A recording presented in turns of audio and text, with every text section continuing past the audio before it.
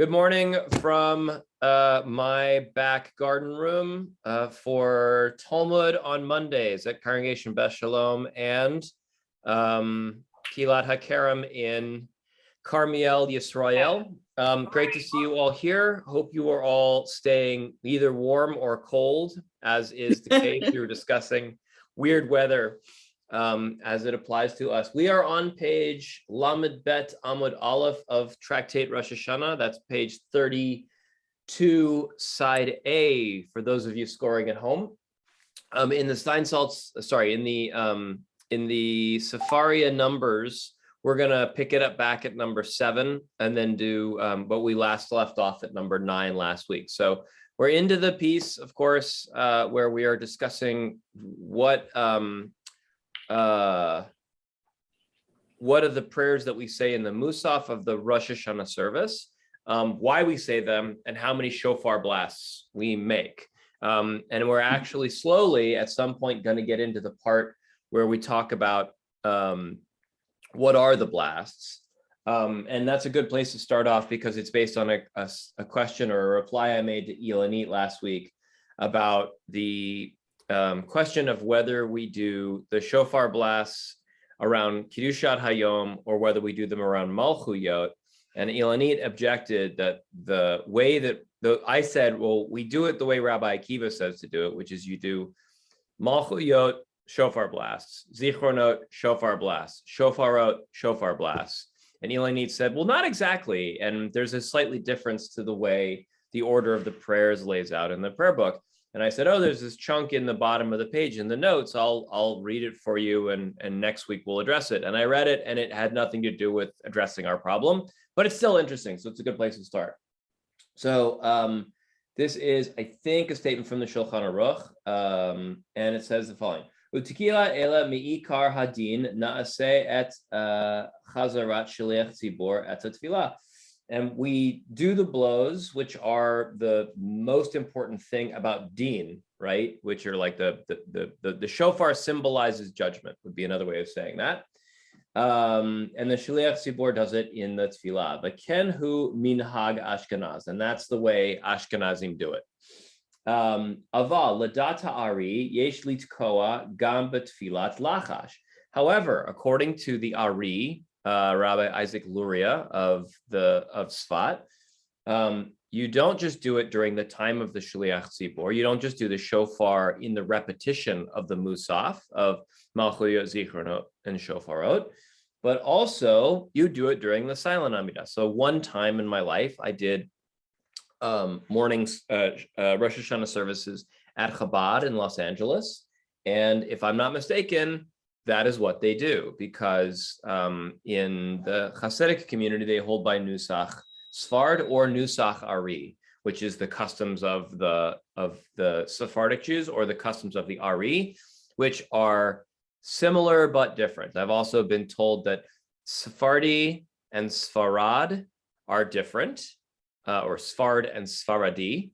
I cannot account for whether that is true. There's also something called Edot HaMizrach, which is Middle Eastern Jews who have specific prayer customs, and that many times in the Jewish world we overlap the nusach, the customs, the specific prayer customs of Sephardi Jews and Mizrahi Jews.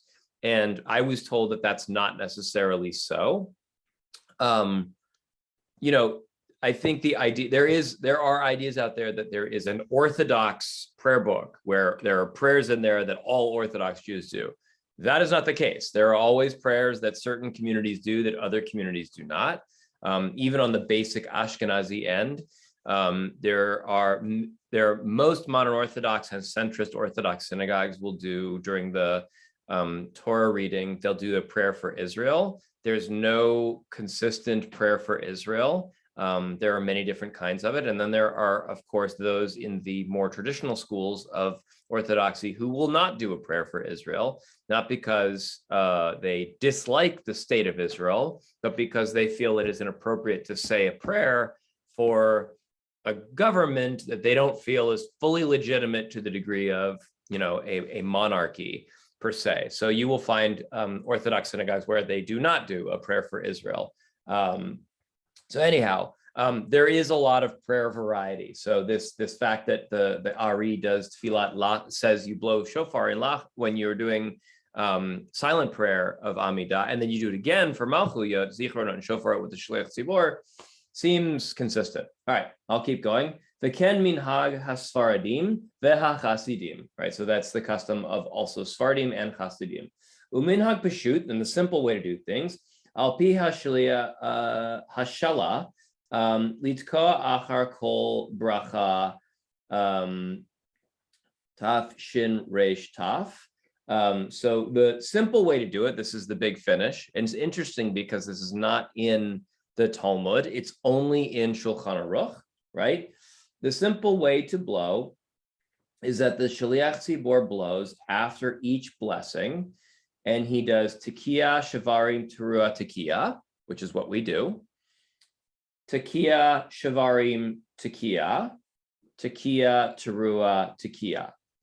Af ki hayu minhagim shonim b'dorot kodmim. However, there are other traditions in earlier generations. So this is Yosef Karo telling us in his own words, these are the blasts you do, but that's my opinion, and there's other ways to do it in other ways, right? We as Jews, I think, assume Tekiah, Shvarim, Tekiah, or Teruah, Tekiah. I think we assume that is universal and ancient and the only way to do things, and that is not so. We literally have a statement right in Shulchan Aruch from the Ari, from Yosef Karo himself, that these are the blasts we do, but in the old days, they used to do it differently, right? Which is really interesting. All right, Rich, and then Ilanit. Yes, I find it interesting that Karo is admitting that there are different interpretations to things. So I'm wondering how, for the rabbis that were creating the Mishnah and the Gemara, how prevalent was that perspective that, this is not the only game into, this is not the, there are many answers to different things and different customs and how to do things. How prevalent is that? The question you're asking is really about how do we know in the Talmud that something is halacha versus how do we know that something is a minhag? And minhag overwhelmingly develops after the Talmud, right? The whole idea, so this conversation came up over the B'nai Mitzvah retreat that we had the other day, which was a lot of fun. But like the Talmud, and there are certain things in the Talmud that I know this very well because there's a class in rabbinical school called Codes, where you basically start at the earliest possible basis of a law, and then you work all the way to the modern era. And so we did that with milk and meat and tefillin. And what we know about tefillin from the Torah and then the Talmud and then later is vastly different, right? There are certain prayers we say over tefillin that don't develop till 500 years ago. Milk and meat's a great one though. There's a section in the Talmud which deals with waiting between milk and meat. And milk and meat, it says you can, in the Talmud, it says you can go from eating milk to meat or meat to milk miyad, meaning you can immediately, you can eat meat and then, take a drink of water and then eat dairy. That's what it says in the Talmud. And then it says, so-and-so's father, I forget which rabbi it was very strict and would wait from one meal to another between eating meat and milk, okay? So that was a statement of the Talmud. That says nothing about how long you wait. So in the codes in later writings, starting with the Rosh and then going forward to the Shulchan Aruch, the rabbis debate how long that should be. And I believe it's in the Shulchan Aruch that it's laid down that it should be 6 hours. However, there is a note, I believe also in the Shulchan Aruch, that says the Jewish community of Amsterdam would wait 1 hour, which means that by the way, what I mean by this is all of this is custom, right? if you hold like Lord of the Rings in the first book, Fellowship of the Ring, right? And the little hobbits are complaining that they're hungry again, and they're saying, we just ate. And he says, well, what about second breakfast, right? What about elevensies? And the hobbits seem to have like this tradition of eating 7 or 8 different meals during the day. Then according to the Talmud, you can wait 1 hour and you can eat meat and then milk and then meat and then milk and then meat and milk. But this rabbi, the rabbis of the Shulchan Aruch said, no, it's 6 hours. In Amsterdam, it's 1 hour. The funniest thing about that is in America, the conservative movement overwhelmingly holds 3 hours. Why? Because we made that up. And that's referred to in the conservative movement as Minhag Amerikai, right? I hold 3 hours. Why? Because Elliot Dorff holds 3 hours. Why does Elliot Dorff hold 3 hours? Because Kaufman Kohler held 3 hours. Why did Kaufman Kohler held 3 hours? He's Kaufman Kohler. We don't have to ask, right? Solomon Schechter held 3 hours, and I'm not firmer than Solomon Schechter, and that's how we do it. At least I think Solomon Schechter and Kaufman Kohler had held 3 hours. I don't know. So, but if you wanted, I mean, if you wanted to be a very Talmudic Jew, you could. Anyways, Rich, this was a digression, but my long digression gets into the point of like, this is minhag, which means based on what we just read here, and what if your community said, let's blow shofar, and the shofar blower got up there and went, mitzvah fulfilled, we're done, right? You are done. You literally are. You don't need to do the notes the way we do them. That is minhag. Now, the minhag is great. And one time I screwed this up. When I was in Walnut Creek, I was the kolbo, I was doing everything. And I got confused. I think I may have mentioned this at some point long ago. I got confused because Shavarim sounds like a broken blast. And so in my head, while I was doing it, I thought Shavarim was da da da da da da da da da. That is not Shavarim. Shavarim is the 3. So I mixed it up. Did I ruin Rosh Hashanah for everyone? Maybe. Did I violate halacha? Absolutely not. Right? Absolutely not. All right, Eleni, you were next, and then Judy, and then Noreen. Oh, sorry. I was just going to say, you may have addressed this when you were like, oh, the note on the bottom doesn't actually refer to what Eleni was saying, but right. I wasn't necessarily objecting. When I was pointing out that like the way things are done is differently. I wasn't talking about how or when we blow the shofar. Right. What I was saying was right whether Malchuyot is included as part of Kedushat Hayom, right, or a section after Kedushat Hayom, right. Which I think is less of a minhag thing because of the way it's put out in the Talmud, right? Because here it just says v'tokea, and then you can interpret what v'tokea means. But here they're actually discussing how the sections work and the order of the sections and what goes with what. So. Yep. I think it's interesting too, and I wonder how that came about. And that's the kind of PhD liturgical work that I do not do, and I'm not interested in getting a PhD in. So it's a great question, though. It's a good point. Rav Judy, go ahead, and then Noreen. All right, so I think that Richard's question was key to all of Judaism. The Talmud was redacted when? In the 5th century? Yeah. The Babylonian Talmud, the 5th or the 500s? Yeah. Right. The Shulchan Aruch, isn't that 1,000 years later? Yeah, it's 1500s roughly. 15, yeah. So that's 1,000 years. That for Judaism, that's a good amount of time, but it's not forever. But nevertheless, I think Richard's question is key because there's a saying that minhag overrules halakha. So certainly in the Middle Ages, and to me, I always go back to the Middle Ages.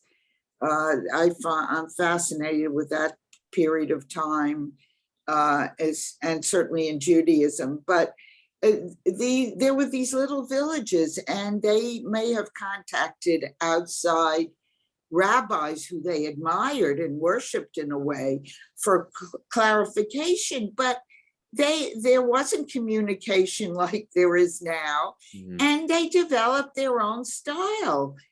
Just what Mark was talking about, an hour in Amsterdam, 3 hours the conservative movement, 6 hours. But in fact, if we go back to the Talmud, they're saying you can have a glass of water.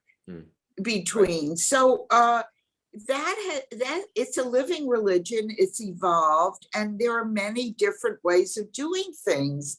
And we're like that now. There are a million Jewish organizations and they all fight with each other and disagree. And so also I think that I'm going to say the opposite now.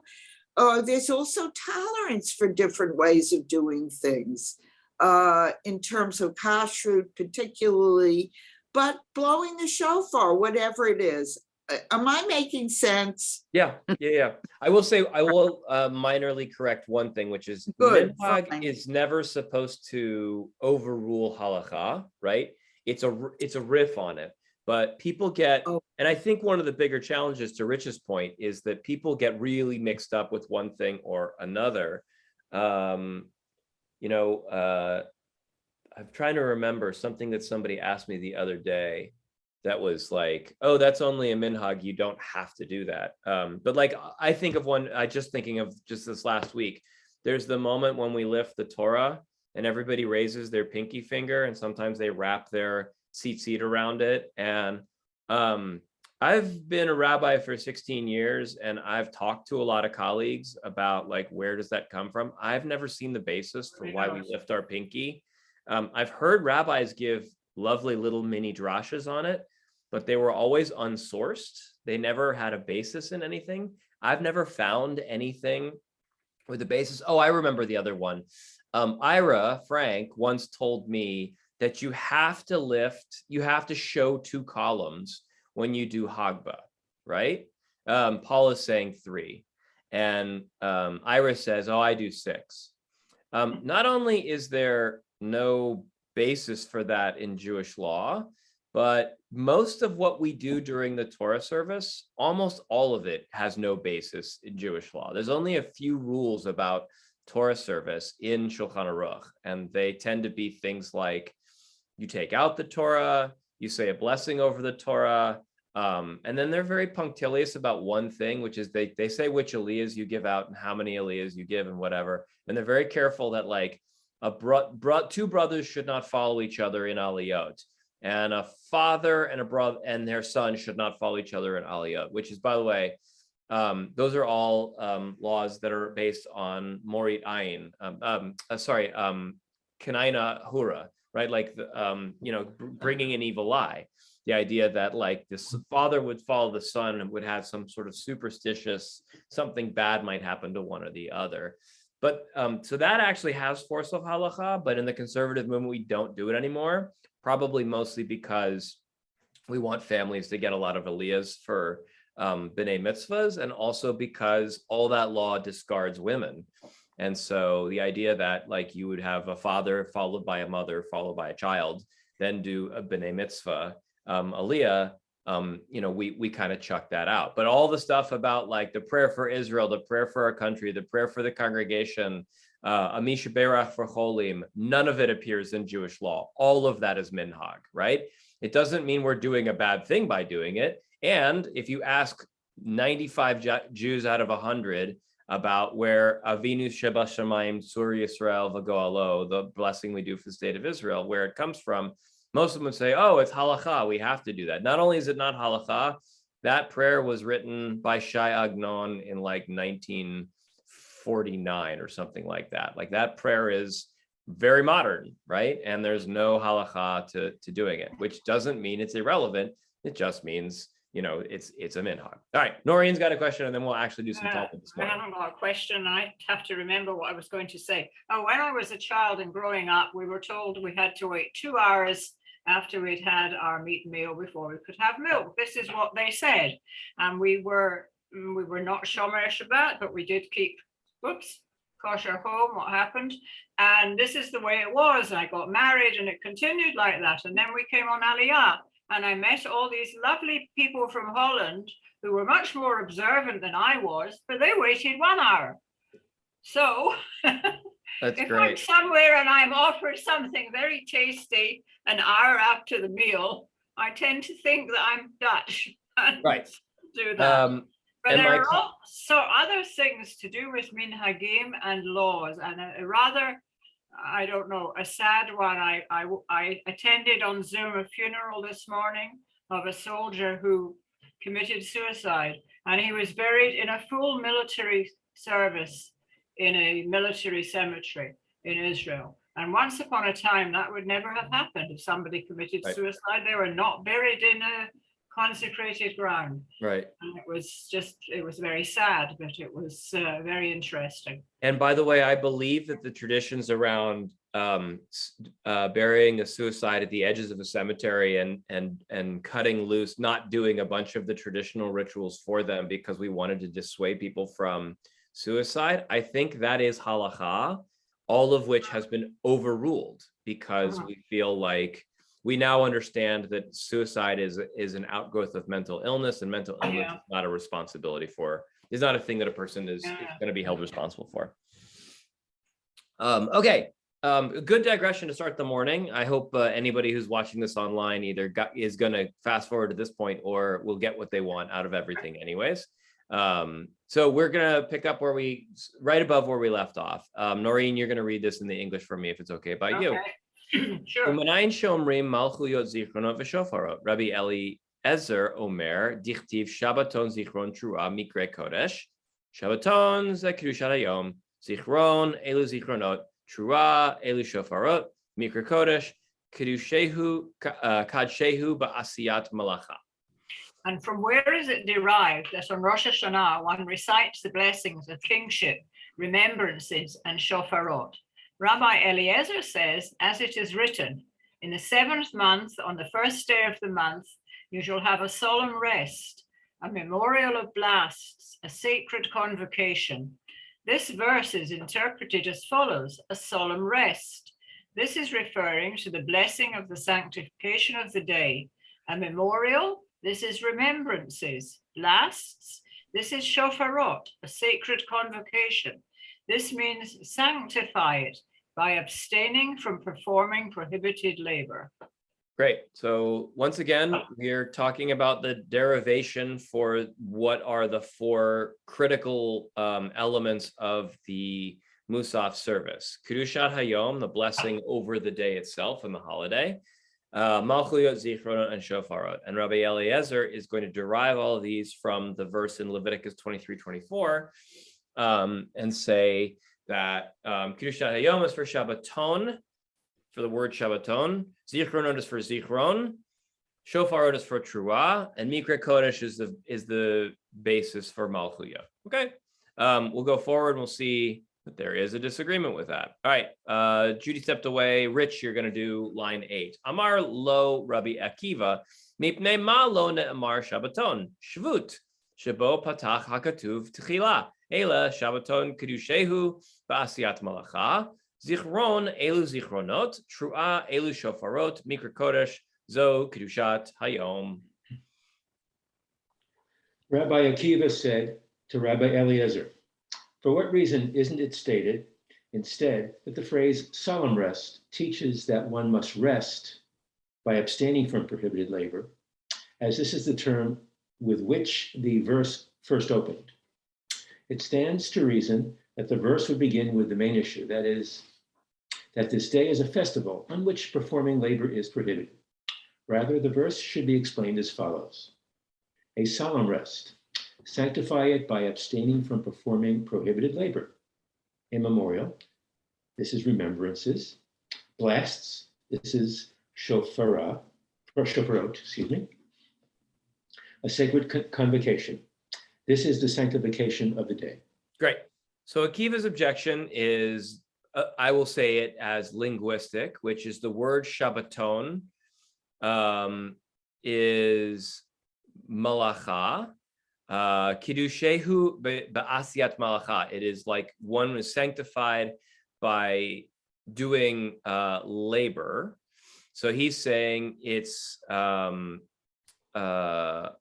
malchuyot, basically, right? You're sanctifying God through like desisting from labor. Zichronot is attached to the word zichron. Shofarot is attached to the word truah. And Mikra Kodesh is attached to the word, to the concept of the prayer of Kedushat Hayom. So the verse it says Mikra Kodesh, and the prayer that we say in Mussaf is Kedushat Hayom. One thing that I don't think I noticed last time, and then we'll move on unless anyone has anything to say. The objection between Akiva and Eliezer is interesting, because at first I was like, Eliezer is like attributing this in a weird way, whereas Akiva is basing it very simply on the words themselves, right? You glorify God by resting, and therefore Malchuyot is because of the word Shabbaton, right? And then Kedushat Hayom has the word Mikra Kodesh in it. Those two are linked. That's so that the words the themes are the reasons why they are there. And I didn't really fully understand Rabbi Eliezer's reasoning, except that Rabbi Eliezer's reasoning is sequential, which I don't think I had noticed, right? Which is the order of things that we do is usually we do Kedushat Hayom, followed by Zichronot, Shofarot, and then Malchuyot, and that's his basis for the order of things also, I think.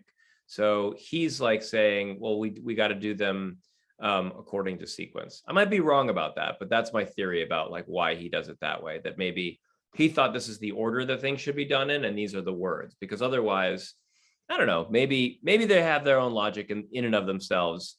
But I find his statement that he says up above, that shofarot is, all right, Mikra Kodesh is where we get malacha, because we are sanctified by the doing of labor. I find that to be kind of a stretch, whereas we sanctify ourselves by not doing labor, and the word Shabbaton, I think that makes more sense, but I don't know, maybe you could disagree. All right, we're going to keep going. Let's pick it up here. Rav Judy, you're going to do number 9 in the English.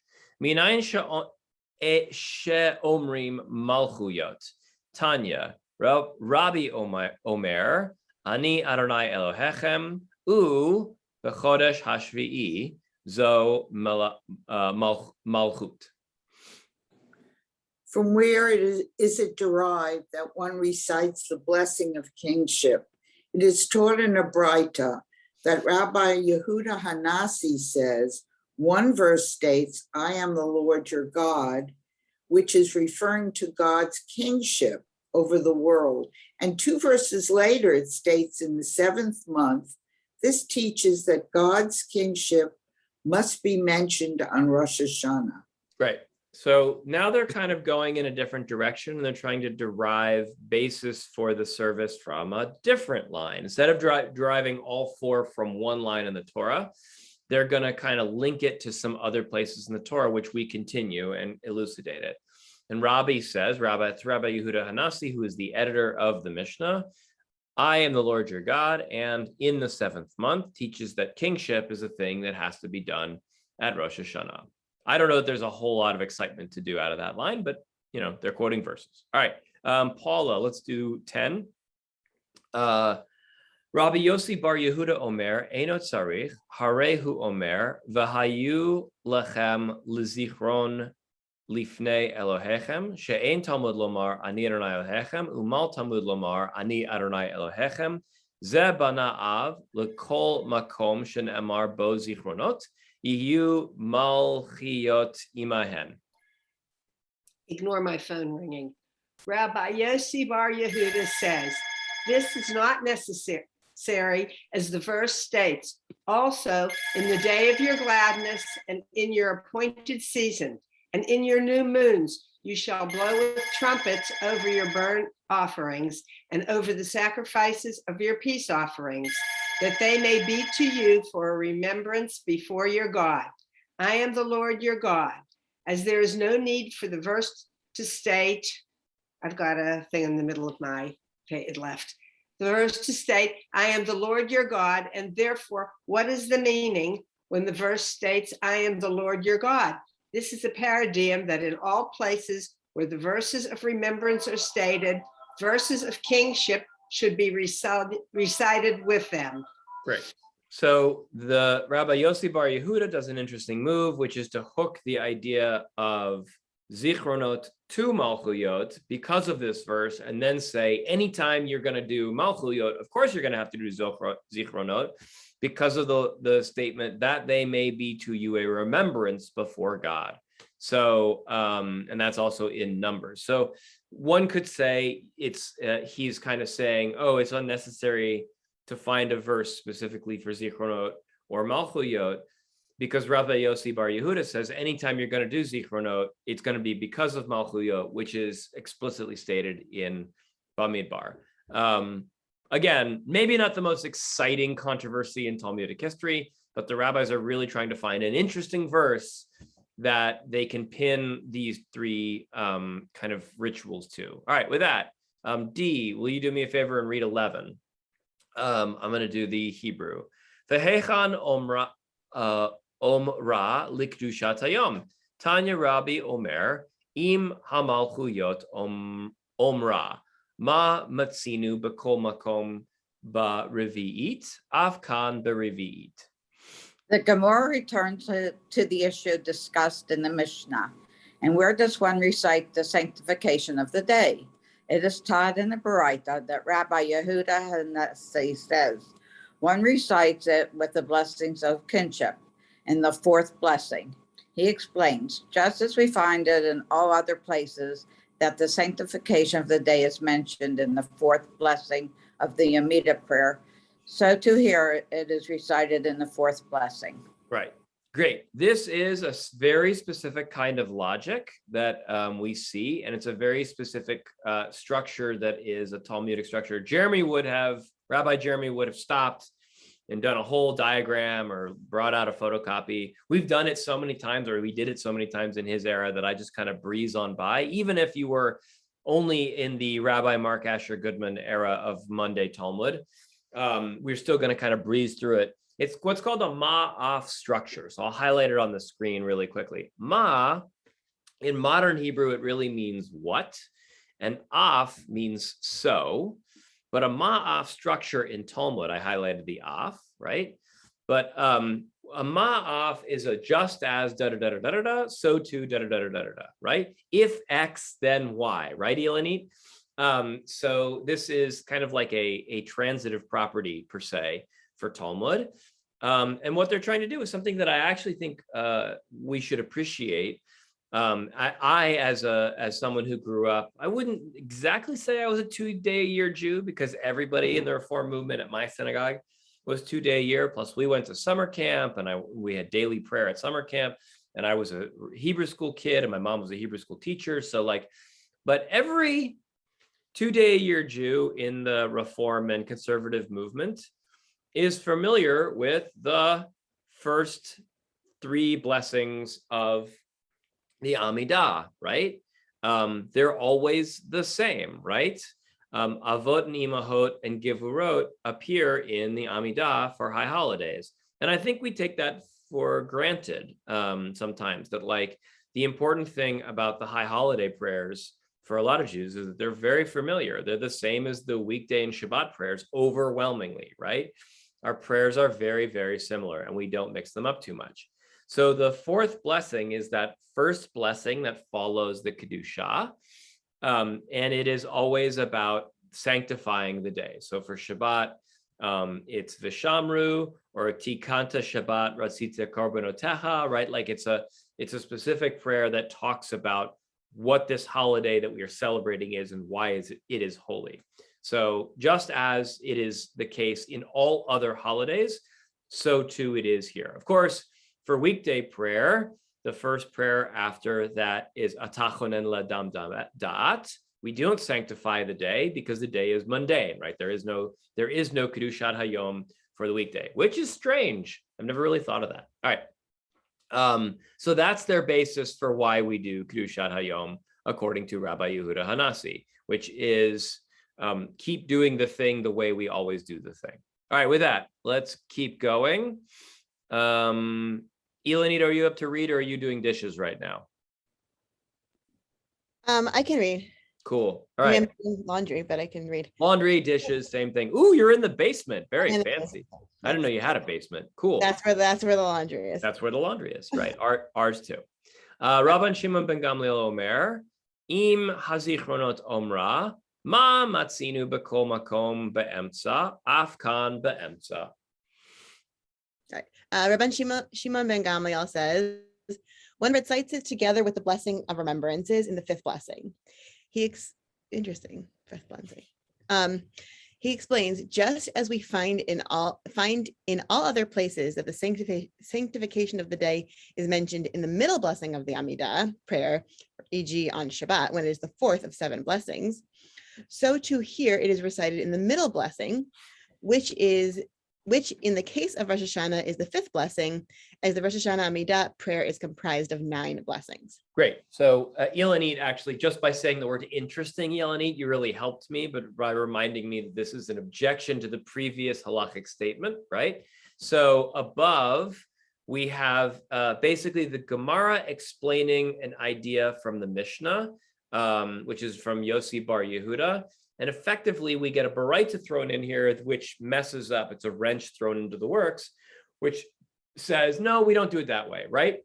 The basis from the above section of Talmud is that Kedushat Hayom is 4th because just like in any other day, you have Avot and Giverot, Avot v'Imahot, then Giverot, then Kedusha, and then you have Kedushat Hayom, right? Rabbi Shimon ben Gamliel's response is, no, it's not 4th because we don't do things. It shouldn't always be the 4th blessing, but rather I think it should be the middle blessing, right? And just as on Shabbat, Kedushat Hayom is the 4th of 7 blessings, so too, Kedushat Hayom should be the middle blessing, which in Yom Kippur here is not 4, but 5. Okay, so he disagrees with the rationale up above that it's not the order, it's the placing, right? So it should be smack dab in the middle. Very interesting. Yeleni, go ahead. No, just interesting that what is taken for granted at this point and what's not taken for granted, right? Like how many brachot in each of them is taken for granted, and the order of the Shabbat is taken for granted, right? He's basically saying, oh, we know where it happens in Shabbat, but the order on Rosh Hashanah isn't taken for granted at this point. Yeah, So, yeah. It's just well, and to add to that, there's a confusing thing, which is we all mentally have to process. I'm laying it out like it's really neat and simple, and that if you opened your Machzor right now, you'd be able to look at the paragraphs and know exactly what you're talking about. Friends, if you opened your Machzor right now, you'd be more confused. And the reason is there are a bunch of things that are inserted into both the Mussaf and the Shacharit for Rosh Hashanah and for Yom Kippur, which are not prayers per se. They're actually referred to as piyutim, right? One of the first things we say, shoot, do I have a Machzor with me? I don't, it's not here. But we say stuff like there's a prayer, Mari Cohen jumped to my mind, but that's not the one that I'm. The one that you all know is Le'el Orech Din, right? You remember da da da da da da da da da da da da da da Le'orech Din, right? B'yom Din. So those are not prayers; those are piyutim. Piyutim are composed in the medieval period. There were hundreds of medieval piyutim composed, and they get inserted all throughout the Amidah, typically in the repetition, right, and not in the silent. But I think there are piyutim in the conservative movement that have been spread out into the silent, because otherwise there's so many piyutim that you wouldn't get to them all. One of the reasons, especially at Yom Kippur, we probably inserted all these piyutim, and this is from a class I took with Rabbi Joel Roth a number of years ago, is a concept that I've argued with colleagues before, called the where else are you going to go theory of prayer books, right? Which is on Yom Kippur, you're going to go to services all day long. So we might as well throw in some piyutim in case we run out of things to say. And then you'll find that like rabbis will cut them because there's so many of them and we need a break, or there's so many of them and he wants to run a class or she wants to run a class. So it's very interesting that like all these things get inserted into there, and it will confuse us. Eleni, did you want to say something? Sure. So, well, one thing, I think the PU though are still considered part of like the PU are this is not what I was raising my hand about, but the PU are inserted to one of the brachot. Like this is a PU in Gvurot. This is a PU in Kedushat Hayom, I think. So I think you're still in one of the 9 brachot at any given time. But no, what I was going to say was, and I have my math, so I'm looking this up. So the assumption of 9 goes along with this. Both Rabbi Akiva and who was I don't remember who the first one was. Both of them were saying that Malchuyot is either part of Kedushat Hayom or Kedushat Hashem, right? So they're considering Shofrot and Zichronot to be their own brachot, right? So then it's like the 7 of Shabbat with the Kedushat Hayom being different, and then they're including Zichronot and Shofrot as 2 separate brachot, but to get right, but it regardless of where they're putting Malchuyot, they're not considering it to be a separate bracha. Yeah, right. That's going right. So that's kind of what I was kind of talking about last time. Also, was like somehow we've managed to get to the point where like Malchuyot has the same status as the other 2. And I'm just to see like, because I don't remember offhand like what the phrasing is in terms of like it being considered a bracha or not. I'm trying to figure out in my head if it's more transgressive what you said or what I said, and transgressive meaning like, blasphemous. It might be blasphemous to say piyutim are separate little mini not prayers. They get inserted between the prayers. That might be considered blasphemy. How dare the medieval rabbis decide they could throw extra stuff into here? Or I think, in my opinion, what you said is more blasphemous, which is that the medieval rabbis thought that they could insert things and elongate the avot, the givurot, the kedushat hayom, and that the piyutim are actually considered like additions to and part of those things. I think that's blasphemy, and you should watch out for lightning today. Okay. I'm kidding, obviously. We're going to play more with this. And I'm going to be able to eventually, if we get far enough along, bring some things in that I learned from a rabbi in Jerusalem named Zvi Hirschfeld, if we get there. Let's keep going to 13, and I will ask Rich to read again if he's okay with it. Kid shu beit din et hashana ba'usha. Yarad Rabbi Yochanan ben Baroka lifnei Rabban Shimon ben Gamliel, va'asaka Rabbi Yochanan ben Nuri. Here's a little good story. Amar lo Rabban Shimon, lo hayu nohagin ken beyavne. Liyom hasheni Yarad Rabbi Chanina beno shel Rabbi Yossi Hagalili, va'asaka Rabbi Akiva. Amar Rabbi Shimon ben Gamliel, kach hayu nohagin beyavne. All right, Rich, turn on your microphone. And the Baraita relates that when the court sanctified the year in Usha, Rabbi Yochanan ben Baroka descended as the prayer leader in the presence of Rabban Shimon ben Gamliel, and he acted in accordance with the opinion of Rabban Yochanan ben Nuri, by including the blessing of kingship and the blessing of the sanctification of God's name. Rabban Shimon said to him, they were not accustomed to act in this manner in Yavne. On the second day, Rabbi Chanina, son of Rabbi Yossi HaGalili, descended as the prayer leader, and he acted in accordance with the opinion of Rabbi Akiva, by including the blessing of kingship and the blessing of the sanctification of the day. Rabban Shimon ben Gamliel said, this is how they were accustomed to act in Yavne.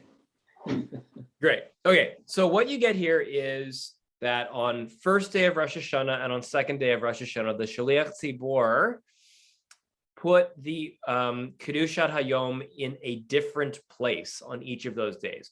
On the first day, they did it according to what I called the opinion of Yochanan ben Nuri. And it was done by, it's interesting, we get an ancient lineup of who was davening at the synagogue in Usha. And day one, it was Rabbi Yochanan ben Baroka, and day two, it was Rabbi Hanina, son of Rabbi Yossi HaGalili. By the way, those are fairly well-known rabbis of the Tannaitic era. Of course, Rabban Shimon ben Gamliel is the head of the Rabbinic Academy. Shimon ben Gamliel, I believe, is I could look it up in my chart, but I think he's the second of the rabbis to be the Nasi, the head of the rabbinic court, the president, after Yochanan ben Zakkai. So the first day, they come before him, and he sees the way they do it, which is including the blessing of Malchuyot in Kedushat Hashem. And Rabban Shimon ben Gamliel basically looks at the Shilach Tzibor and goes, yo, that's not the way we do it, right? On the second day, he does it according to Rabbi Akiva. And then that day, on second day, Rabban Shimon ben Gamliel says, this is how we used to do it in Yavne, right? Remember, Yavne is the first place that the rabbinic community moved after the destruction of the temple. It's the center of the Sanhedrin. And Usha is, I believe, the second place that they go. So we kind of get an implicit statement there. This is how it is done. By the way, these little stories of different communities, and I think it goes back to something that Judy said at the very beginning, these little stories of different communities doing it differently and not knowing what each other does, and then kind of like promulgating and spreading the way it's done is really common. I have my own version of this here in Pittsburgh. I arrived here and I went to my first Shiva, and I found out that Shiva in Pittsburgh comes with something called visitation, and I'd never heard of visitation, and I had no idea what that is. That's a local custom that now is like, very prevalent and is always done that way. There are a couple other little Western Pennsylvania things that are really unique and I'd never seen before as a rabbi. And there were a lot of things where when I arrived in Pittsburgh, people would say, well, this is the way we do it here in Pittsburgh, you better adjust. And there are times when I said like, okay, I'll adjust. And other times where I'm like, the rest of nominal conservative Judaism is not doing it this way. And so y'all better catch up with what's going on the coasts, right? And there's a yin and a yang. There's a kind of a push and pull that goes with that, finding that balance. Last thing I'll say is this, teaching something that I think is something interesting about the fact that there is a rabbi doing something in front of the head of all the Sanhedrin, and he's not doing it the way it's supposed to be done. And we don't get a story of Rabban Shimon ben Gamliel saying, hold up, you're doing it wrong. Don't do that anymore. Stop and start over again. Instead, he lets it go, and he says to him at the end of the service, this isn't how we're used to doing it, but I'm glad you brought this, right? It's kind of an interesting thing. So, that there is also a trope in the Talmud. I've seen this kind of story before, where someone teaches something before the head of the Sanhedrin, and either it goes over okay, like here, or it turns into a big brouhaha. There is a spot where one of the rabbis does something in front of Rabban Gamliel, and Rabban Gamliel is really displeased, and that rabbi is basically excommunicated for doing something in a manner which Rabban Gamliel does not approve of. So we're very glad that, thank God, Yochanan ben Baroka was not excommunicated for doing it a different way than the chief rabbi would have preferred. All right, with that, we're going to keep going. Paula, you're going to read number 14. Lamemla de Rabban Shimon ben Gamliel Karebi Akiva Svirale, Vaha Amar Rabbi Akiva, Malchuyot im Kedushat Hayom Amar Lahu, for Rabban Shimon ben Gamliel Omer, Kedushat Hayom im Hazichronot Amar Lahu, Amar Rabbi Zera, Lomar Shetokin Lamalchuyot. The Gemara asks a question concerning this baraita. Is that to say that Rabbi Shimon ben Gamliel holds in accordance with the opinion of Rabbi Akiva? But didn't Rabbi Akiva say that one recites the blessings of kingship with the blessing of the sanctification of the day. And Rabbi Shimon ben Gamliel says that one recites the blessing of the sanctification of the day with the blessing of remembrances. Why then did Rabbi Shimon ben Gamliel indicate his agreement with Rabbi Akiva's practice? Rabbi Zera said, Rabbi Shimon ben Gamliel merely meant to say that he agrees that one sounds the shofar together with the blessing of kingship, and that this was how they were accustomed to act in Yavne. Great. What we have here is the Gemara, right? The later layering of the rabbis, looking at a bunch of statements of the Tanaim, of the Mishnaic era, and saying, this doesn't make sense. We have a statement of Shimon ben Gamliel that says X, and we have a completely opposite statement that says Y. Or we don't exactly have a statement. We have Rabban Shimon ben Gamliel approving of the way Rabbi Akiva orders the prayers and which prayers go in what slot. And then we have a statement of Rabban Shimon ben Gamliel saying something very different. How are these two stirot, these contradictions, to be harmonized with one another? Well, Rabban Shimon ben Gamliel, according to the Talmud, is only agreeing with Rabbi Akiva in terms of which prayers go in what place. In which places you blow the shofar, that statement that he earlier said still holds. So we basically are doing a very classic Talmud move. We attribute one of the statements to one set of variables, that set of variables being which prayers go in what order. We attribute the other statement to the set of variables, meaning when you blow shofar in the service. So yeah, all right, let's keep going. It's a little weird, but it sort of kind of comes together. All right, Judy, if you don't mind, you're going to read this big chunk for me. Liyom hasheni yerad Rabbi Chanina, my sheni, ilema yom tov sheni lamemer de abure leelul v'ha'amar Rabbi Chanina ben Kahana miyamot Ezra ve'elech lo matzinu elul meubar amar Rav Chista my sheni liyom sheni leshana haba. The Breita taught that on the second day, Rabbi Hanina descended as the prayer leader. The Gemara asks, what is the meaning of the second day? If we say that this is referring to the second day of the festival day of Rosh Hashanah, is that to say that they rendered Elul a full month? So that the 30th day of Elul was the first day of Rosh Hashanah, and the first day of Tishrei was the second day? But didn't Rabbi Hanina bar Kahana say, from the days of Ezra onward, we have not found that the month of Elul was ever rendered full? If so, it is difficult to believe that a case of this kind occurred in the time of the Tanaim. Rav Hista said, what is the meaning of the second day? It means on the second day, the next time it was Rosh Hashanah, i.e. the Rosh Hashanah of the following year. Great. I'm laughing because this takes so much imagination. I would have never made that leap. Right. Well, I'm not a brilliant rabbi from that era, so. You're a brilliant rabbi from this era. So. Well, what we just got here, if you didn't catch it, is we got the basis for, we got a question about whether this is the basis for the second day of Rosh Hashanah. Okay, and the rabbis disagree about whether this is the basis for second day of Rosh Hashanah. What they say is what they say that is very interesting is they attribute the second day of Rosh Hashanah to the reason we have 2-day Yantovs and 2-day Rosh Chodeshes to this day, which is that we render Elul a full month.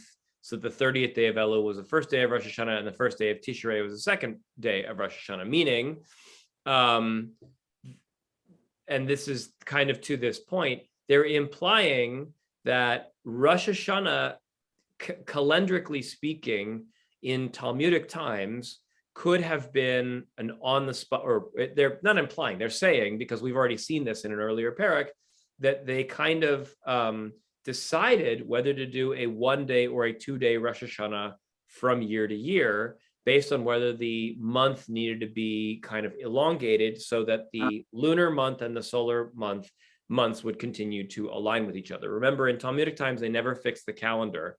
They just elongated or truncated the month in order to make sure they were trying to stay on the thing. They would declare an entire leap year based off of that. So it is very kind of complicated. So the first question they ask is that why, is that what they mean in this verse above, that 1 day Rabbi so-and-so said it in this order, and the second day Rabbi so-and-so said it in this order?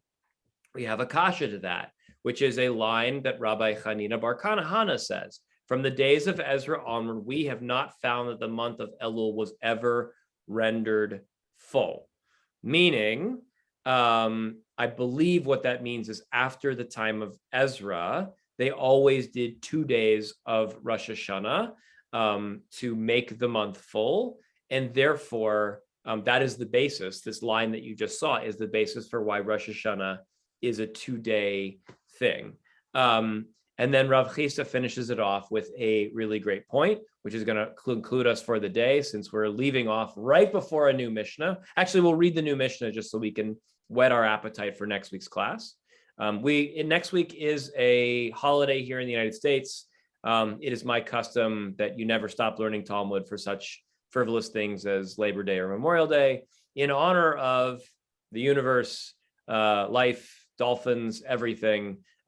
We keep learning as long as there's not a Jewish holiday interrupting our learning. So I'll be here next week. So it says, Rav Chisda said, what is the meaning of the second day? He means on the second day, i.e. next year on Rosh Hashanah. So if we're holding up above that there was just 1 day of Rosh Hashanah, then there couldn't be a second day in that year. And that would mean, according to Rav Chisda, that when it says up above on the second day, what we're really talking about is next year, the Rosh Hashanah coming a whole year away. I don't think Rav Chisda's statement makes all that much sense because it specifically says second day. So I think that's where I would stand. But the Talmud ends on Rav Chisda, which is strongly to imply that the way we finish this entire parak of the Talmud is a fair statement that Rosh Hashanah only has 1 day. So I think it would take a little bit of work, but I think one could argue based off of this paragraph that we should only have 1 day of Rosh Hashanah.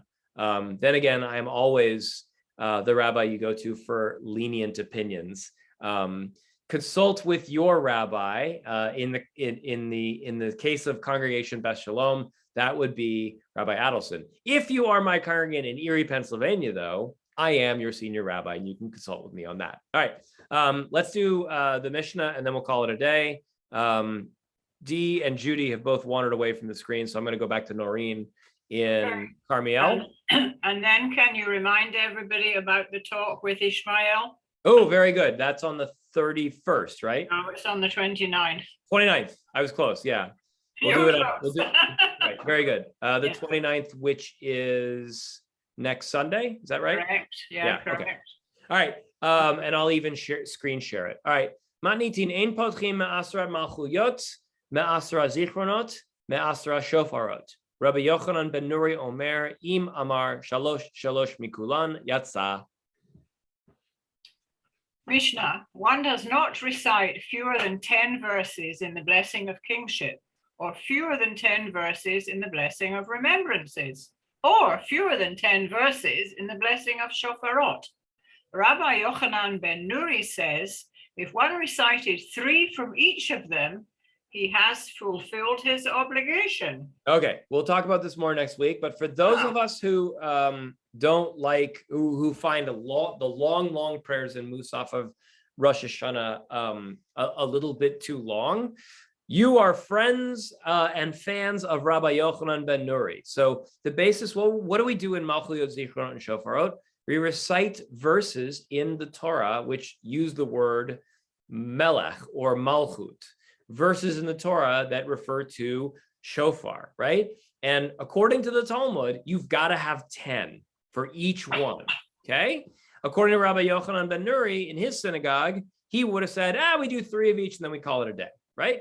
We'll unpack this a little bit more next week, but an interesting place to leave off of, because our rabbis are really asking a fundamental and critical question that all of us congregants care about on a regular basis, which is how many more pages until we get to Kiddush, right? Like how close are we to the end here?